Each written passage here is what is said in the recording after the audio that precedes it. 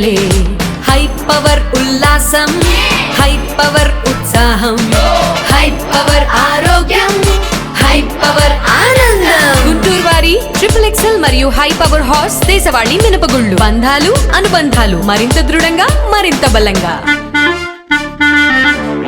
గుంటూరు నగర మేయర్ కూటమి అభ్యర్థిగా కోవెలమూడి రవీంద్ర ఆదివారం నామినేషన్ దాఖలు చేశారు. గుంటూరు పశ్చిమ MLA Galla Madhavi, AP industries development corporation chairman Degala Prabhakar, Janasena party జిల్లా అధ్యక్షులు గాది వెంకటేశ్వరరావుతో కలిసి కోవెలమూడి రవీంద్ర ఎన్నికల రిటర్నింగ్ అధికారి గుంటూరు జాయింట్ కలెక్టర్ భార్గవ్ తేజ్కి నామినేషన్ పత్రాలను అందజేశారు.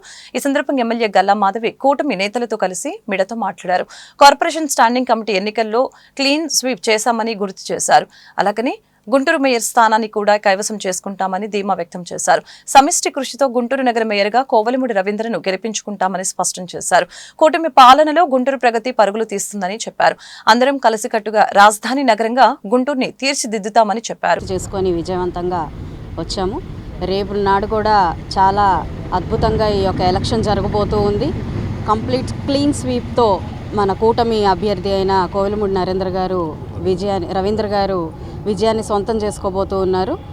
కూటమి ఏర్పడినప్పటి నుంచి కూడా రాష్ట్ర అభివృద్ధి వైపు పరుగులు తీస్తూ ఉన్న నేపథ్యంలో ఈరోజు గుంటూరు కార్పొరేషన్లో మరి 5 సంవత్సరాల నుంచి కుంటుపడిపోయిన అభివృద్ధిని ముందుకు తీసుకెళ్లే ఒక ప్రక్రియలో మొన్న మనం చూసాం, కౌన్సిల్లో కూడా క్లీన్ స్వీప్ చేశాం. ఆ యొక్క నేపథ్యంలోనే గత మేయర్ రాజీనామా చేయడం జరిగింది. మరి మేయర్ పదవి చాలా కీలకమైన విషయం గుంటూరు అభివృద్ధిలో. కాబట్టి ఈరోజు రేపు దానికి ఎలక్షన్ జరుపుకుంటా ఉన్నాము. మరి రవీంద్ర గారిని మన అధిష్టానం నిర్ణయించారు.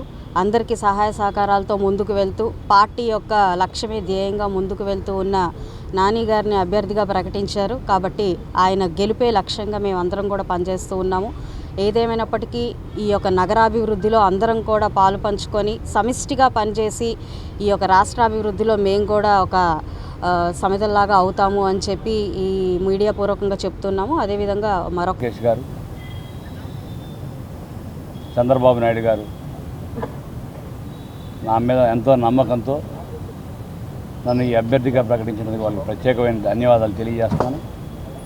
అట్లాగే మరీ ముఖ్యంగా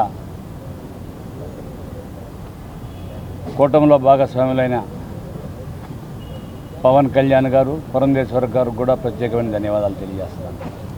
నాపై నారా చంద్రబాబు నాయుడు గారు ఉంచిన నమ్మకాన్ని నిలబెడతానని చెప్పి మీ మీడియా సోదరుల ద్వారా తెలియజేస్తున్నాను. అట్లాగే గుంటూరు నగరం అన్ని రకాలుగా సమగ్ర అభివృద్ధితో ముందుకు తీసుకెళ్తానని చెప్పి కూడా చెప్తున్నాను. ఇక్కడికి నా నామినేషన్ కార్యక్రమానికి విచ్చేసిన కూటమి నాయకులకి, కార్యకర్తలకి అందరికీ కూడా ప్రత్యేకమైన ధన్యవాదాలు తెలియజేస్తున్నాను. ముఖ్యంగా మనం 4 సంవత్సరాలుగా చూసాం ఏ విధంగా గుంటూరు ప్రజలు ఇబ్బంది పడ్డారు. కూటమి ప్రభుత్వం వచ్చినాక ఆ గుంటలన్నింటిని కూడా పూడ్చి ఏ విధంగా అభివృద్ధి జరుగుతుందో మనందరం చూస్తున్నాం. అట్లాగే ప్రజలందరూ కూడా విసిగిపోయారు. గుంటూరు నగర ప్రజలందరూ కూడా ప్రశాంతమైన వాతావరణంలో జీవన విధానం సాగించేలాగా ఈ కూటమి ప్రభుత్వం రానున్న కాలంలో కల్పిస్తుందని చెప్పి మీడియా ద్వారా వాగ్దానం చేస్తున్నాం. రేపు జరగబోయే మేయర్ ఎన్నికకు ఇచ్చేసే కార్పొరేట్లు అందరికి కూడా ఈ మీడియా ద్వారా విజ్ఞప్తి చేస్తున్నాను. దయచేసి సహకరించండి, నా యొక్క విజయానికి తోడ్పడండి. మనందరం కలిసి ఈ యొక్క చంద్రబాబు నాయుడు గారు ఏదైతే విజన్తో 2047 విజన్లో భాగస్వాములై అట్లాగే గుంటూరుని రాజధానిని అభివృద్ధి చేసే కార్యక్రమంలో మనందరం కూడా పాటుపడి మనందరం కూడా చిరు సహాయం ఆయనకి. రేపు జరగబోయే మేయర్ ఎలక్షన్లో కూటమి అభ్యర్థిగా కోవెలమూడి నాని గారిని అధిష్టానం ఎన్నిక చేయడం జరిగింది. రేపు మున్సిపాలిటీలో ఎలక్షన్ జరుగుతుంది. దానికి మా కార్పొరేటర్లందరూ కూడా రేపు వచ్చి మా అభ్యర్థిని అత్యధిక మెజార్టీతో గెలిపిస్తారని మీ అందరం కూడా ఆశిస్తున్నాం.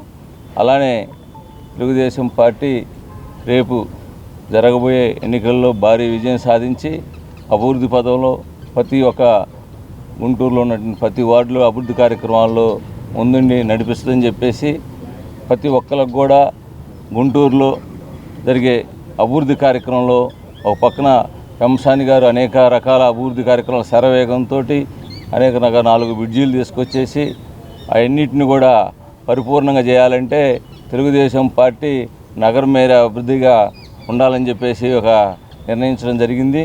దాన్ని రేపు కైవసం చేసుకొని అభివృద్ధి కార్యక్రమంలో